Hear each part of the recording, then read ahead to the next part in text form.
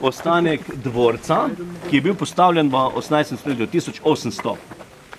In je bil postavljen iz materijala, ki so ga dobili iz teh celic, ker so bile celice kamnite in potem so te celice rušili in potem so postavili tukaj dvorec v črki L. Je bil postavljen, samo da pogledaj se po sliko.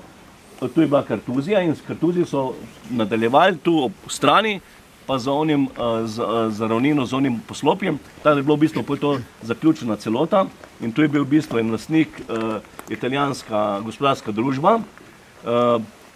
Potem v letu, ima pred vojno, pa prodajo to enemu Falterju, ki je bil potem lastnik komplete tega dvorca in tudi vseh teh gozdov, ker je potem tudi odprl Jurkloško lesno industrijo, pa glažutarstvo.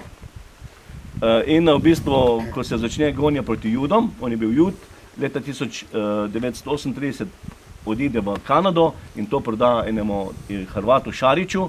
Seveda, ker pa Šarić nima nobenega potomca, ki bi bil jemu slovensko državljanstvo, je to pač država potem nacionalizirala po vojni. Teda v bistvu, ampak zgodila se je žalostna zgodba tega dvorca, da so leta 1945, ko je bilo nekako že konec vojne in takrat so še bili tukaj, bila tu nemška postojanka v tem dvorcu, so takrat partizani to ostrešje zakurili, zažgali in v bistvu seveda to ostrešje zgorelo in potem po vojni pač ne bilo primeren čas, da bi to obnovili, ampak je potem v bistvu začelo razpadati in ta material so razvozili okoliški ljudje, pa se pravi ti vaščani, za gradnjo svojih hlevov, hiš in tako dalje, teda je potem ostal samo tale del, pa ostala je ta v bistvu gospodarsko poslopje, ker ni bilo nič dotaknjeno, pa je bilo v bistvu še ostrešje normalno.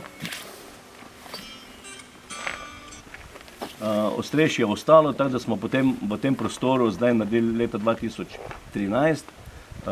Tukaj, gor na vrh imamo kulturno dvorano, spodaj pa v bistvu zdaj delamo en projekt, da bo noter gostinska ponudba. Pa tak tudi prikaz kartuzijanov skozi čas.